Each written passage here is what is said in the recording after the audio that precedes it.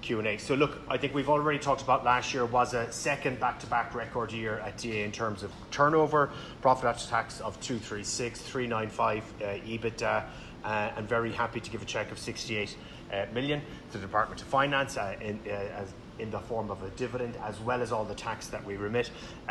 Very happy about what Gary and team have done and what Gary's described in terms of how we're set up for the summer. And I'm very, very confident we'll have a very strong summer for passengers here at Dublin.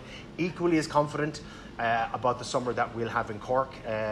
Again, we'll always be very close to our hearts, but Cork will do about 3.4 million passengers this year. It continues to be Ireland's fastest growing airport. We'll have a great summer, great new routes, and as soon as the summer's over, anyone using Cork Airport, please forgive us for the sound of hammers and drills, but we're getting on with the new mezzanine floor and all the other projects in Cork. ARI, which we don't talk often about or enough about, our retail business is doing really, really well. It's having a very strong performance versus the market. There are global wobbles in duty free because the patterns of movement, particularly from Canadians going to America, Americans coming here, there's a few moving parts because of talk of trade war driven by talk from Trump on tariffs, etc., etc. But we're having a very strong retail performance in T2.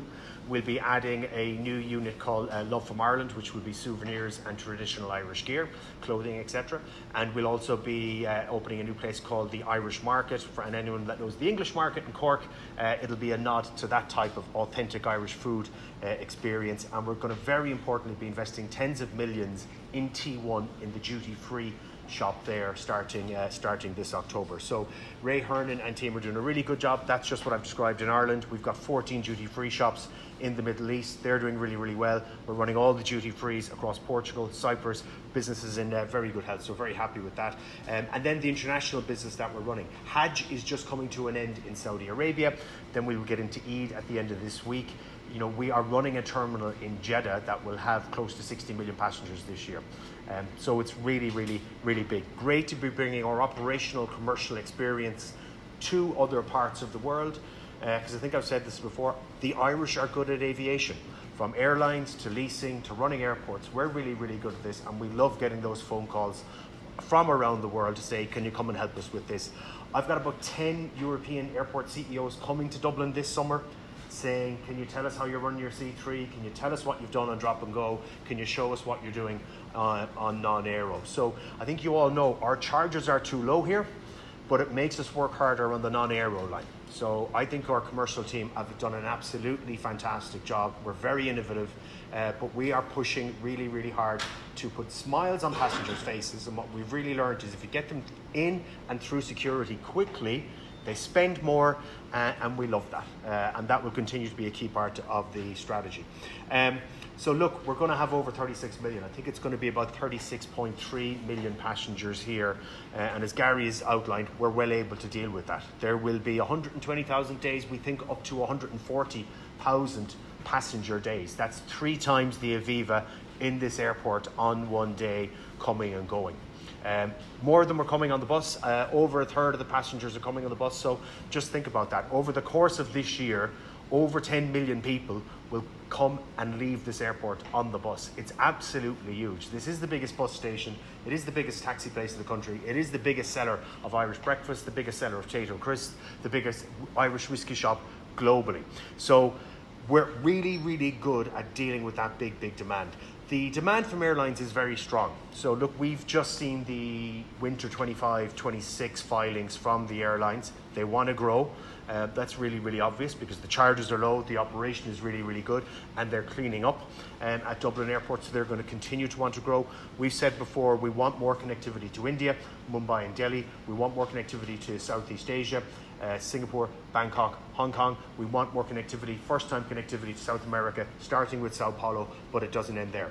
And there are plenty of other places on the map of the US and Canada that we would like to connect with.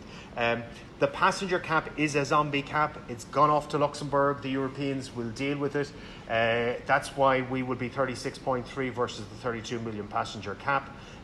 We do want it removed because it's still unhelpful, but our biggest worry and our biggest ask is planning needs to go faster and the planning regime needs to change. Specialist planners who know what they're thinking and looking at when it comes to transportation infrastructure need to be looking at plans that we submit, Dublin Port submit, and other airports submit. Planners need deadlines, and we need to be reclassified as strategic infrastructure. That's not a crazy idea. That's what we were until 2019, and we want to go back there.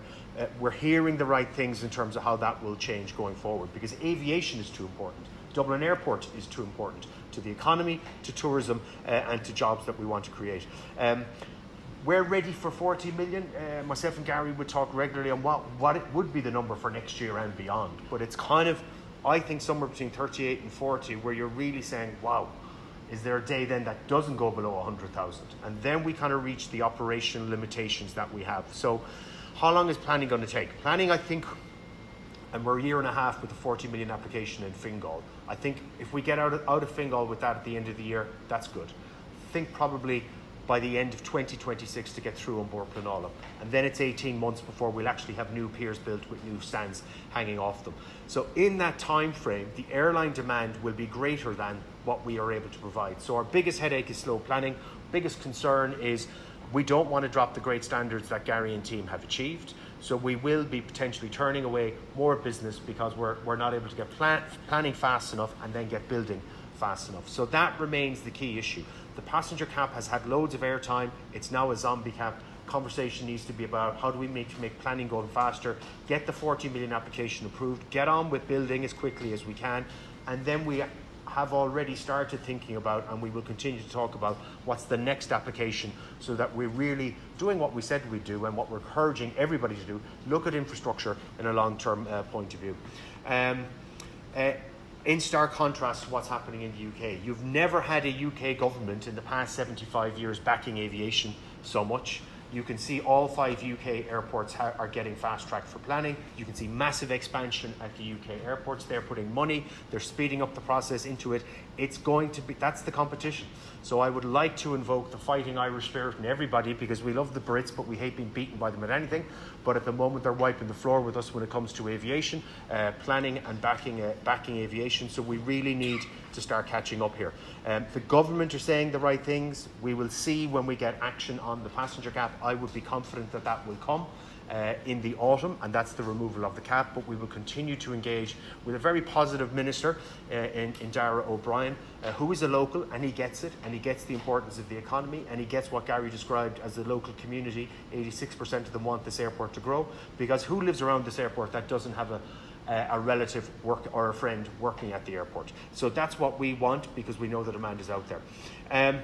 So I think this is my last slide, and then we'll go into the Q&A. So look, the long-term strategy stays the same, and it always had. And 2.5 years into this gig now, very, very proud of what the DA have done. The business is more agile, it's more diverse, it's more efficient. It's never had more focus on passengers, and it's working. Happier passengers equals happier accountants upstairs, because you can see that in the financial performance, equals happier shareholders downtown because they're getting a dividend check. So the plan is working, the strategy is working. We've never had so much focus on execution, and why wouldn't we? Because look, this is the daily grind of running airports. It's passengers come, passengers go, security, safety, on-time performance, deal with the weather, deal with the stuff that goes wrong, and have that resilience. And that's what we're really, really good at. That's what the airport operators here at Dublin and at Cork and across DAA are really, really good at, as well as the retailers that we have. So it's the same long-term strategy, fantastic new focus on execution, and why wouldn't there be? And it's working really, really well. So with that, over to any questions that you'd have.